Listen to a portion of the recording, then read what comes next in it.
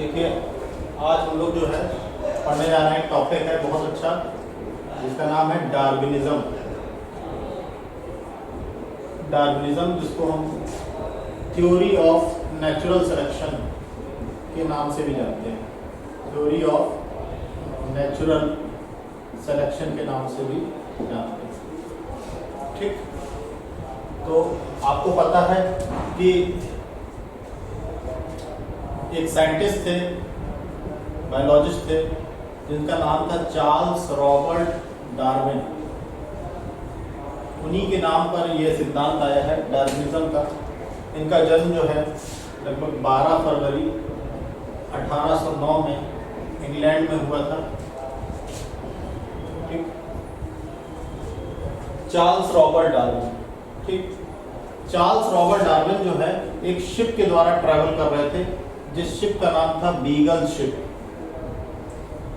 Beagle ship के द्वारा ये ट्रैवल किया करते थे।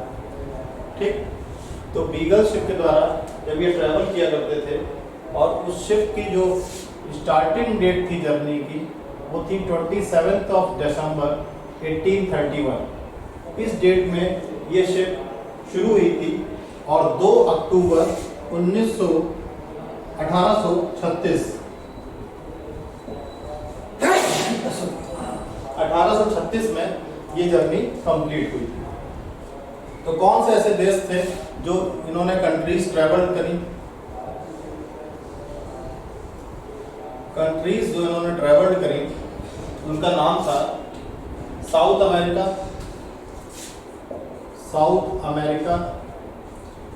South Africa. ठीक, इसके बाद ऑस्ट्रेलिया और गैलापागोस आइलैंड्स।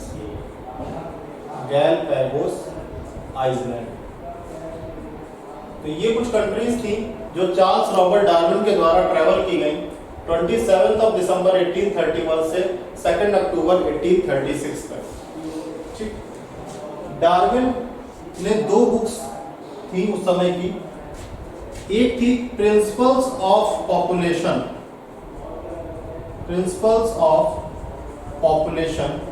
एक बुक थी प्रिंसिपल्स ऑफ पॉपुलेशन, एक बुक थी। दूसरी किताब थी प्रिंसिपल्स ऑफ जियोलॉजी। डार्विन इन 2 किताबों से बहुत ज्यादा प्रभावित थे। प्रिंसिपल्स ऑफ जियोलॉजी, डार्विन साहब जो थे ये इन 2 किताबों से हाईली इन्फ्लुएंस थे।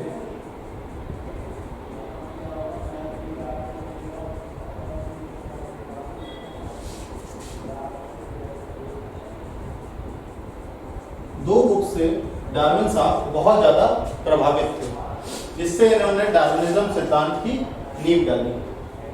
ठीक, तो इन्हीं के समय में एक अल्फ्रेड वॉलेस नाम का नेचुरलिस्ट था। अल्फ्रेड वॉलेस नाम का एक प्रकृतिवादी व्यक्ति था, नेचुरलिस्ट था। अल्फ्रेड वॉलेस ने आपका आर्कीपिलागो जो था, मलाय आर्कीपिलागो, यहाँ पे वर्क किया था। मलाय आर्कीपिलागो, यहाँ पे अल्फ्रेड वॉलेस के द्वारा वर्क किया गया था। इस जगह पे इन्होंने काफी काम किया। ठीक, और ये भी उसी कंक्लूजन में पहुंचे जिस कंक्लूजन में डार्विन साहब इस शिप पे ट्रैवल करके और इतनी सारी कंट्रीज की यात्रा करके आए थे। तो दोनों के कंक्लूजन जो थे वो सेम थे, और इसी थ्योरी को डार्विन ने अपनी किताब में लिखा, और उस किताब का नाम था on the origin of species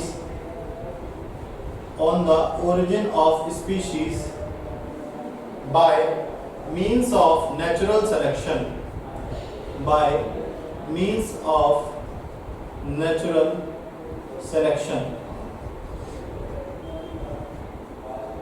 ठीक, तो एक बुक थी जो डार्विन ने इनके सिद्धांतों को और अपने सिद्धांतों को दोनों को कंक्लूड करके लिखी थी उस समय। उस बुक का नाम था on the origin of species bye means of natural selection, और ये बुक पब्लिश हुई थी 1859 में। ठीक, तो धीरे धीरे हम लोग डार्विनिज्म की तरफ बढ़ेंगे। हम ये जानेंगे कि डार्विनिज्म है क्या। उसके पहले हम ये जानेंगे कि किन साइंटिस्टों ने इसमें अपना योगदान दिया और वो क्या परिस्थितियां थी जिन परिस्थितियों में डार्विन साहब और आपके अल्फ्रेड वॉलेस साहब, इन दोनों लोगों ने अपनी अपनी यात्राएं पूरी करी, विभिन्न जगह जाके इन्होंने अपने ज्ञान को एकत्रित किया और उसके बाद अपने जो कंक्लूजन्स थे उसको एक बुक के फॉर्म में कंक्लूड किया। तो this was the introduction of Darwinism, that is called as theory of natural selection. इसको हम थ्योरी ऑफ नेचुरल सिलेक्शन के नाम से जानते हैं, जो कि चार्ल्स रॉबर्ट डार्विन, जो कि 12 फरवरी 1809 में इंग्लैंड में जन्म लिए थे। ये एक बीगल शिप में ट्रैवल कर रहे थे। बीगल शिप की यात्रा चालू हुई थी 27 दिसंबर 1831 से 2 अक्टूबर 1836 तक। ये इसका समय रहा, ट्रैवलिंग टाइम रहा, जिसमें इन्होंने south America, south Africa, Australia और गैलापागोस आइलैंड्स को ट्रैवल किया। और डार्विन साहब उस समय, जिस समय ये रिसर्च कर रहे थे, डार्विनिज्म के बारे में जानकारी जुटा रहे थे कि डार्विनिज्म है क्या, या जो थ्योरी ऑफ नेचुरल सिलेक्शन है, डार्विनिज्म तो इनके नाम का एक सिद्धांत है, जैसे मेंडल्स लॉज है, वैसी थ्योरी ऑफ नेचुरल सिलेक्शन जो है, इसको पाने के लिए, इसको खोजने के लिए जो इनके पास ज्ञान था, वो ज्ञान 2 किताबों से इन्होंने प्राप्त किया। पहली किताब का नाम था प्रिंसिपल्स ऑफ पॉपुलेशन और दूसरी किताब का नाम था प्रिंसिपल्स ऑफ जियोलॉजी। उसी समय अल्फ्रेड वॉलेस, जो कि एक प्रकृतिवादी विज्ञानी थे, इन्होंने मलाय आर्किपेलागो नाम की जगह पे वर्क किया और इन दोनों के कंक्लूजन से डार्विन साहब ने एक किताब फ्रेम करी जिसका नाम था on the origin of species by means of natural selection, that was published on 1859। तो बच्चों आप लोग इतना नोट कर लीजिए, फिर हम लोग पढ़ते हैं Darwinism.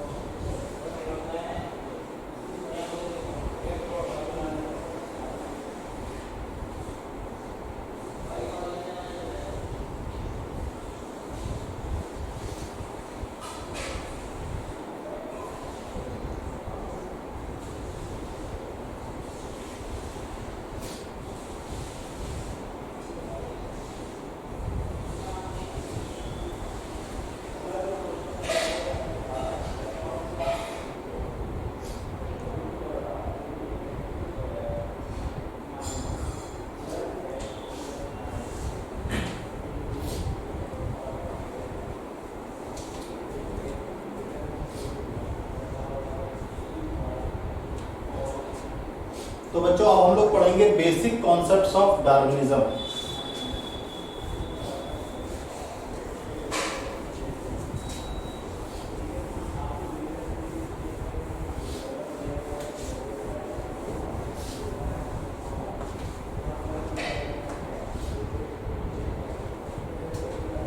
Basic concepts of Darwinism.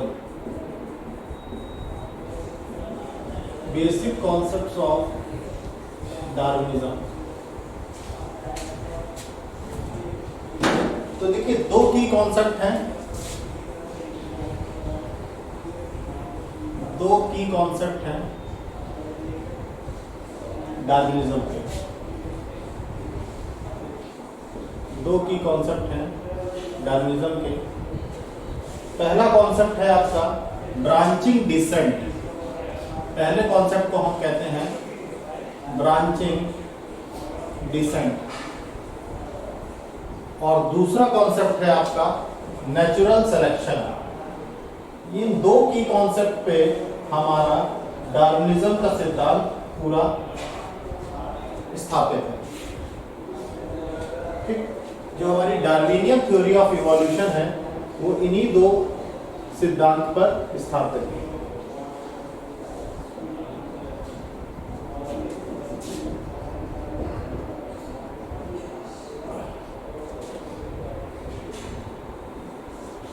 Darwinian theory of evolution जो है वो इन्हीं दो सिद्धांत पे स्थापित है। तो पहला है आपका इसमें टॉपिक ओवर प्रोडक्शन। पहला जो की पॉइंट आता है उसको हम बोलते हैं ओवर प्रोडक्शन। क्या है ओवर प्रोडक्शन? देखो आपको पता है कि जितने भी ऑर्गेनिजम्स हैं सभी के अंदर ये क्षमता है, सभी के अंदर ये कैपेबिलिटी है कि वो बहुत संख्या में ऑफ स्प्रिंग्स को पैदा कर सकते हैं। ठीक, ऑफ स्प्रिंग्स को वो बहुत सारी संख्या में पैदा कर सकते हैं। ठीक, ये आप कह सकते हैं कि जितने भी ऑर्गेनिजम्स हैं, all organisms have the capability to produce और to reproduce multiple offsprings। Multiple offsprings को सभी ऑर्गेनिजम्स पैदा कर सकते हैं, और इसको हम ज्योमेट्रिक मैनर में देख सकते हैं कि ज्योमेट्रिक रेशियो में ऑफ स्प्रिंग्स पैदा होते हैं। जैसे 1 से 2, 2 से 4, 4 से 8, इस तरीके से आप देखेंगे कि ज्योमेट्रिक मैनर में ऑफ स्प्रिंग्स पैदा होते हैं। तो अगर थियोरेटिकली हम देखें तो पॉपुलेशन का साइज एक्सपोनेंशियली ग्रो करता है। आंकड़ों का पे नजर डालें अगर, जो भी हमारे डेटा है, स्टैटिस्टिक्स हैं, तो जो पॉपुलेशन का साइज है, पॉपुलेशन साइज की अगर हम बात करें तो पॉपुलेशन साइज आपका एक्सपोनेंशियली ग्रो करता है, एक्सपोनेंशियली ग्रो करता है। ठीक, पॉपुलेशन साइज की बात करें तो पॉपुलेशन साइज एक्सपोनेंशियली ग्रो करता है, मगर रियलिटी ये कहती है कि पॉपुलेशन का जो साइज है वो लिमिटेड है। ऐसा नहीं है कि हमेशा पॉपुलेशन ग्रोथ होती है। रियलिटी की अगर हम बात करें, in reality population size is limited. Population size जो है वो लिमिटेड है।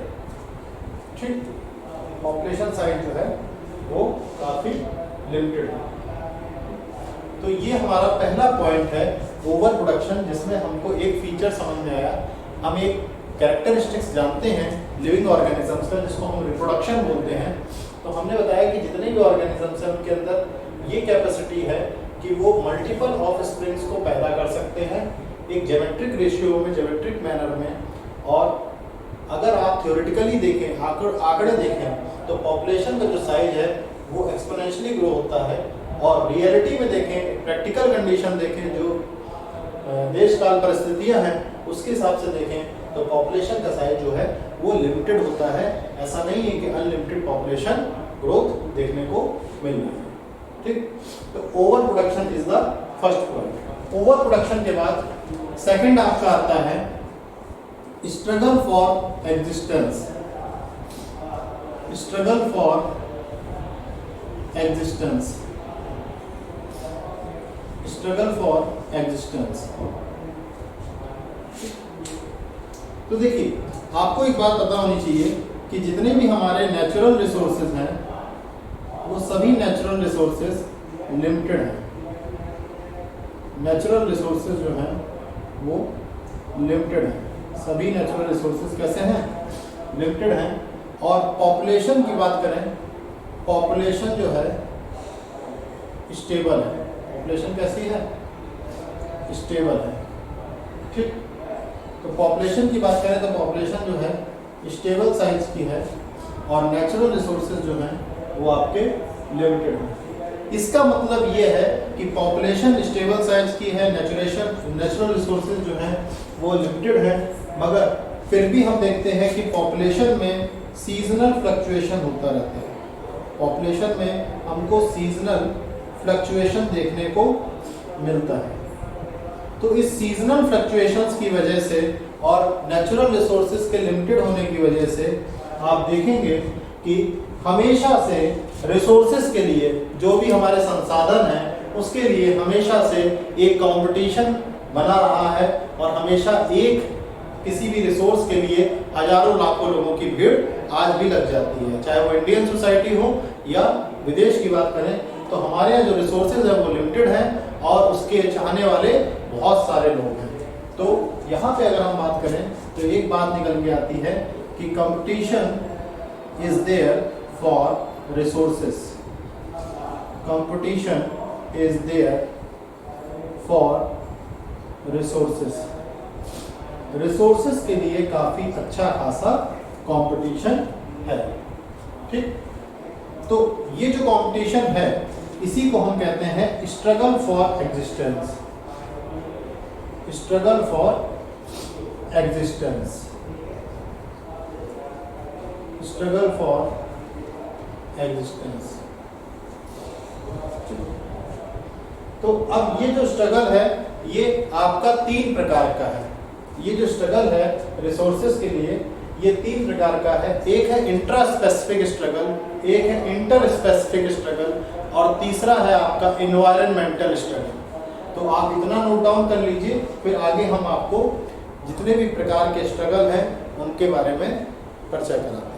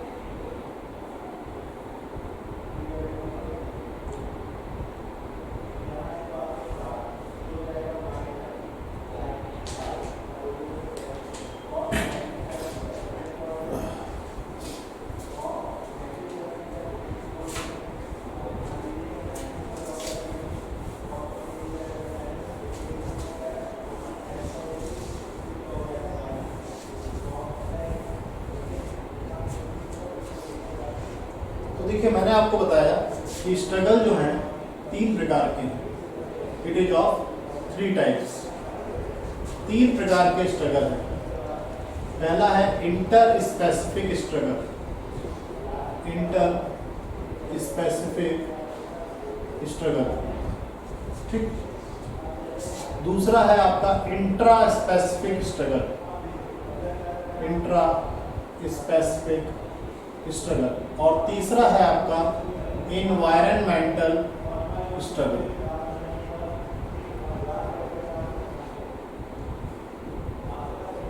तीन प्रकार के स्ट्रगल हम देखते हैं, ठीक। तो इंटर स्पेसिफिक स्ट्रगल की हम बात करें, अगर सेम स्पीशीज के इंडिविजुअल्स के बीच कंपटीशन है, if there is competition, if there is competition between the individuals of same species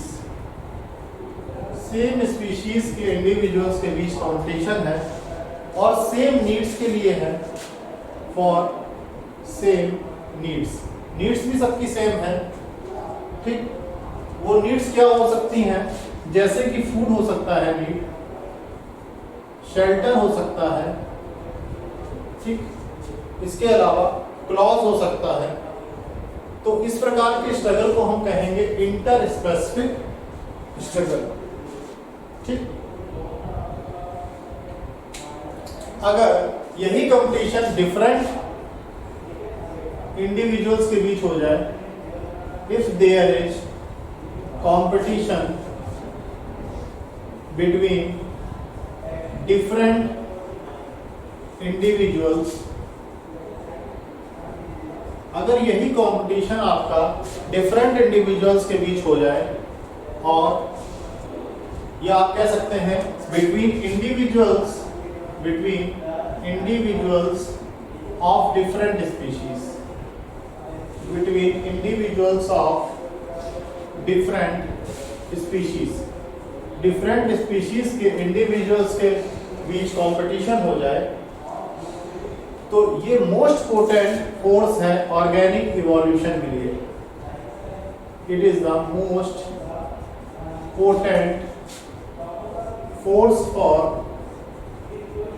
organic evolution,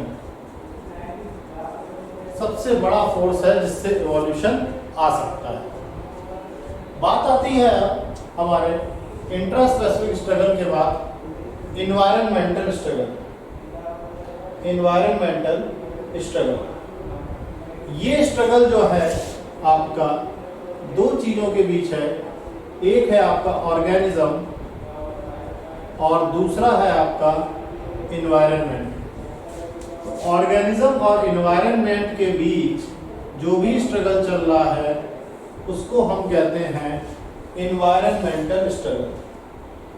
जैसे कि कोल्ड है, जैसे कि विंड है, जैसे कि रेन है, ड्रॉट है, ये सभी प्रकार की जो परिस्थितियां हम फेस करते हैं, ये सब आपकी इन्वायरमेंटल स्ट्रगल में काउंट होती है।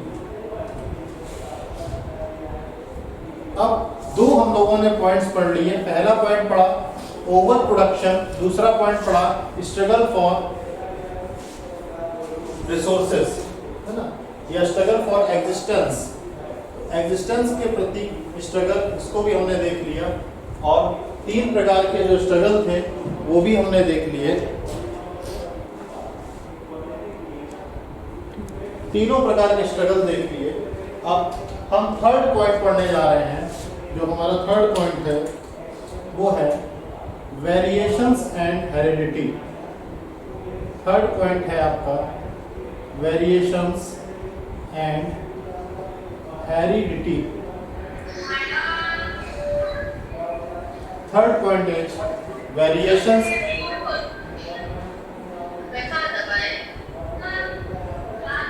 थर्ड पॉइंट हमारा है वेरिएशंस एंड हेरिडिटी।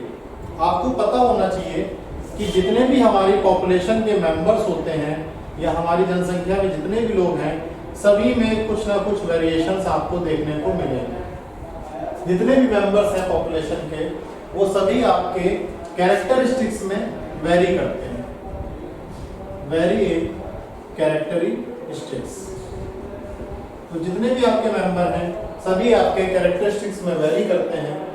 आप ये कह सकते हैं कि no two individuals are alike, no two individuals are alike, दो इंडिविजुअल्स एक जैसे नहीं हो सकते, ठीक, भले वो सुपरफिशियली सिमिलर दिखें, इवन दे लुक सुपरफिशियली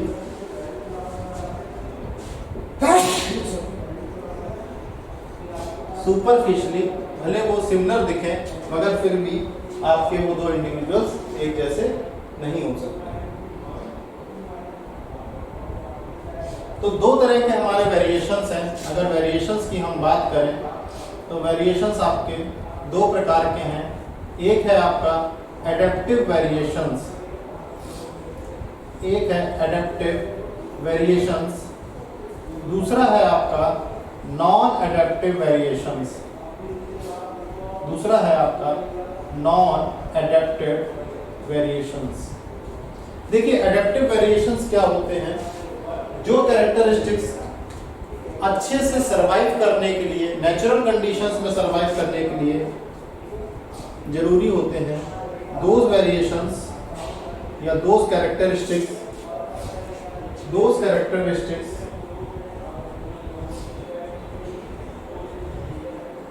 वो कैरेक्टरिस्टिक्स जो किसी भी व्यक्ति विशेष को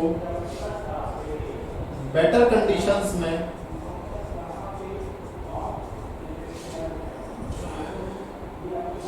which enable some to survive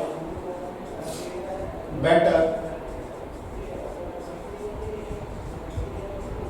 किसी को बेटर सरवाइव करने के लिए नेचुरल कंडीशंस में तैयार करते हैं, उनको हम कहते हैं एडेप्टिव वेरिएशंस, एडेप्टिव वेरिएशंस, ठीक। एडेप्टिव वेरिएशंस की अगर हम बात करें तो एडेप्टिव वेरिएशंस को हम यूजफुल वेरिएशंस भी बोलते हैं, यूजफुल वेरिएशंस भी कहते हैं। एडेप्टिव वेरिएशंस के बाद आते हैं non adaptive variation. Non adaptive variations हमारे हार्मफुल वेरिएशंस होते हैं, हार्मफुल वेरिएशंस होते हैं। तो जो कैरेक्टरिस्टिक्स किसी व्यक्ति को डिग्रेड कर दें या इसको डिटेरियोरेट कर दें, कम कर दें, उसको हम कहेंगे नॉन एडेप्टिव वेरिएशन, ठीक। अब बच्चों बात आती है हेरिडिटी की। तो हेरिडिटी आपको पता ही है कि हेरिडिटी जो है आनुवंशिकता को कहते हैं, और यहाँ पे कुछ कैरेक्टर्स आपके generation to generation, generation to generation यानी नेक्स्ट जनरेशन ट्रांसफर होते हैं, और उन कैरेक्टर्स को हम कहते हैं ट्रेड्स, उन कैरेक्टर्स को हम कहते हैं traits. So this was all about Darwinism and its types and features of Darwinism. Darwinism के बेसिक कॉन्सेप्ट जो हैं वो यही थे। इसमें दो अभी कॉन्सेप्ट बाकी हैं।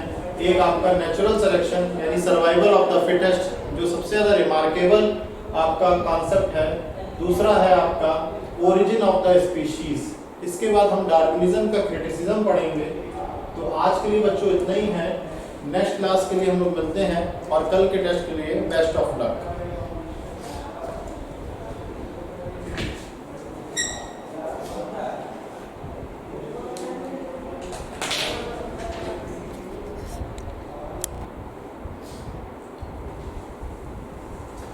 बच्चों आज हम लोग पढ़ेंगे hardwood and sapwood, hardwood and sapwood, ठीक। तो लास्ट पार्ट है हमारा एनाटॉमी का, ठीक। देखिए जितने भी आपके ओल्ड ट्रीज हैं, जितने भी पुराने पेड़ हैं, यहाँ पर आप देखते हैं कि जो सेकेंडरी जाइलम का अधिकांश हिस्सा है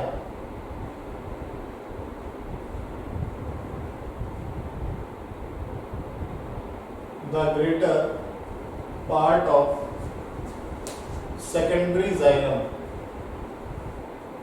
सेकेंडरी जाइलम का जितना भी अधिकांश हिस्सा है वो आपका डार्क ब्राउन है। वो कैसा है आपका? Dark brown.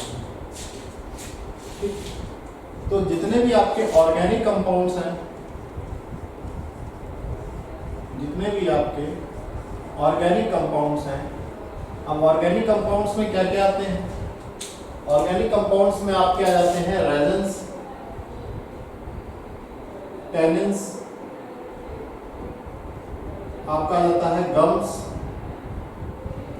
ठीक, इसके अलावा ऑयल्स आ जाते हैं।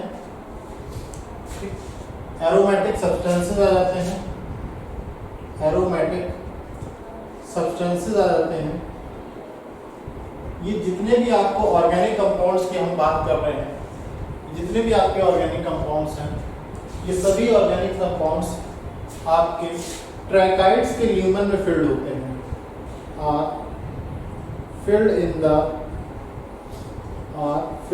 the lumen of tracheids, are filled in the lumen of tracheids।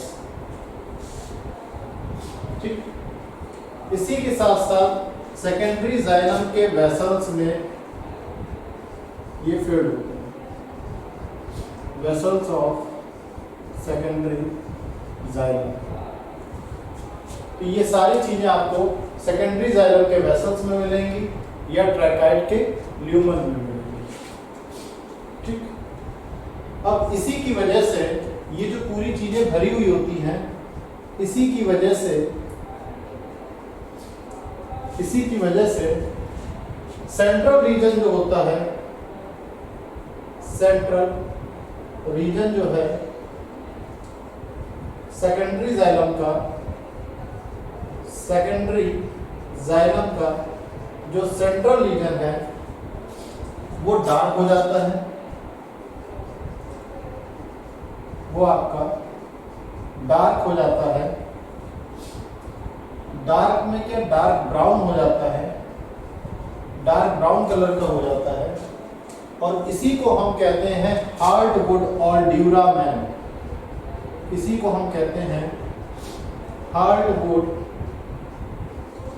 और duramen. This is called as hardwood और ड्यूरामैन। इसी को हम हार्डवुड और ड्यूरामैन के नाम से जानते हैं। तो ये ऐसे सब्सटेंसेस हैं जिनकी वजह से कोई भी माइक्रो ऑर्गेनिज्म हो, इंसेक्ट हो या माइक्रोब हो, वो इन पर अटैक नहीं कर पाता है। तो ये काफी मददगार होते हैं माइक्रो ऑर्गेनिजम्स और इंसेक्ट के प्रति रेजिस्टेंस बनाने के लिए। This makes resistant to micro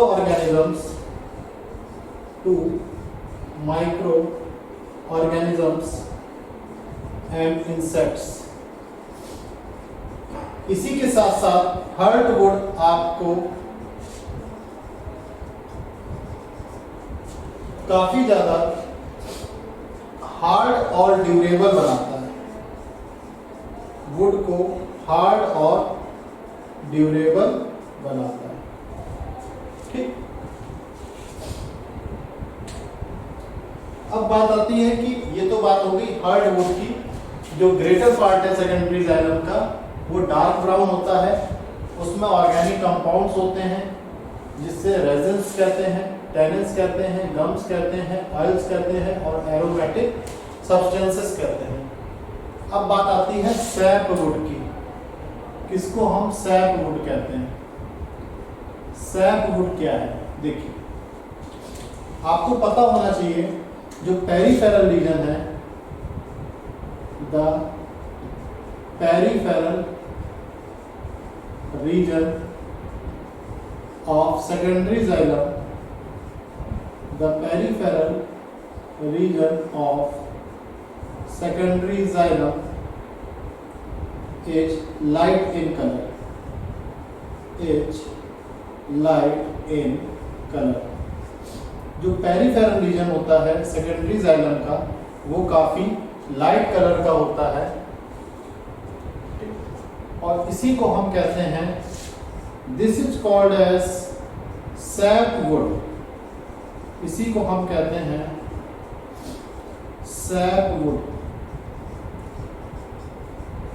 sapwood और एल्ब्यूमन, सैपवुड और एल्ब्यूमन, सॉरी एल्बर्नम, एल्बर्नम, ठीक, इसी को हम कहते हैं सैपवुड और एल्बर्नम। अब बात आती है कि सैपवुड का फंक्शन क्या है।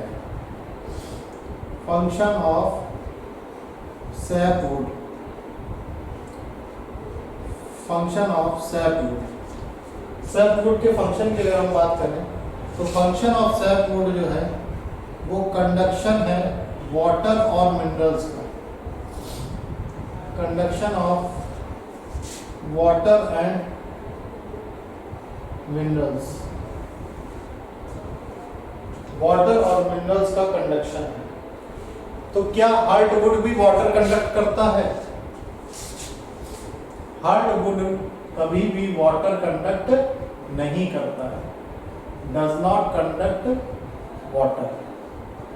हार्डवुड की अगर हम बात करें तो ये कभी भी वाटर कंडक्ट नहीं करता है। तो कौन से ऐसे रीजन है जिनसे हार्डवुड की water conductivity null and void हो जाती है, हार्डवुड वाटर कंडक्ट करने में कैपेबल नहीं होता है? इसके आपके दो रीजंस हैं जो कि हार्डवुड की वाटर कंडक्टिविटी को जीरो कर देते हैं। पहला रीजन है कि जो हार्डवुड की कैविटीज हैं ट्रैकाइड्स और वेसल्स की, ट्रैकाइड्स और वेसल्स की जो कैविटी हैं ये आपकी वेस्ट मटेरियल से फिल्ड होती है, filled with waste materials, waste material से फिल्ड होती है।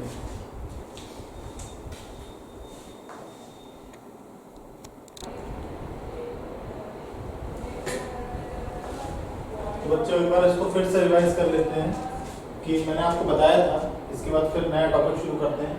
हार्डवुड और सैपवुड, ओल्ड ट्रीज में जो ज़्यादातर पार्ट होता है सेकेंडरी जाइलम का वो डार्क ब्राउन होता है। यहाँ पे ऑर्गेनिक कंपाउंड्स होते हैं, रेजिन्स, टैनिन्स, गम्स, ऑयल्स और एरोमेटिक सब्सटेंसेस। ये आपके फील्ड होते हैं ल्यूमन ऑफ ट्रैकाइड्स में और वेसल्स ऑफ सेकेंडरी जाइलम में, ठीक। इसी की वजह से जो सेंट्रल रीजन होता है सेकेंडरी जाइलम का वो डार्क ब्राउन हो जाता है और इसको हम हार्डवुड ऑफ ड्यूरामेन कहते हैं, ठीक। क्या कहते हैं? हार्डवुड ऑफ ड्यूरामेन, ठीक। ये आपका रेजिस्टेंट बनाता है माइक्रो ऑर्गेनिजम्स और इंसेक्ट के प्रति, प्लस ये काफी ज्यादा हार्ड और ड्यूरेबल बनाता है। सैपवुड की बात करें तो सैपवुड जो है ये पेरिफेरल रीजन जो होता है सेकेंडरी जाइलम का वो लाइट इन कलर होता है, इसको हम कहते हैं सैपवुड और एल्बर्नम। सैपवुड का फंक्शन होता है वाटर का कंडक्शन करना और मिनरल्स का कंडक्शन करना, ठीक। हार्डवुड के बारे में मैंने आपको बताया कि ये कभी भी वाटर कंडक्ट नहीं करता है क्योंकि इसकी जो कैविटीज हैं ट्रैकाइड्स और वेसल्स की जो कैविटी हैं वो वेस्ट मटेरियल्स के द्वारा भर दी जाती हैं और इसके अंदर कुछ ब्लैडर और बैलून लाइक इनग्रोथ्स होती हैं जो कि पैरेन्काइमा सेल्स में होती हैं। ये डॉक्स बना देते हैं और इनको हम टाइलोसिस के नाम से जानते हैं, इनको हम टाइलोसिस के नाम से जानते हैं, ठीक। These are known as tylosis, ठीक। टाइलोसिस के अलावा इनको हम ट्रैकियल प्लग्स भी बोलते हैं। These are also known as tylosis and as well as tracheal plugs, tracheal plugs. तो इसी के साथ हमारा हार्डवुड और सैपवुड खत्म हो जाता है और ये पूरा चैप्टर जो है ये आपका पूरा चैप्टर यहाँ से ओवर होता है। बच्चों कल आपका इसका टेस्ट है तो इसके टेस्ट की तैयारी करिए अच्छे से और अगले चैप्टर हम जो है आफ्टर दशहरा हॉलीडेज शुरू करेंगे, उसमें हम लोग सारी बातों को पढ़ेंगे, फिर से एक नए चैप्टर के साथ शुरुआत करेंगे। आप मॉर्फोलॉजी, एनाटॉमी और प्लांट किंगडम, ये 3 चैप्टर बहुत अच्छे से तैयार करिए, क्योंकि यही आपको प्लांट फिजियोलॉजी में एक बूस्टअप देंगे। Thank you.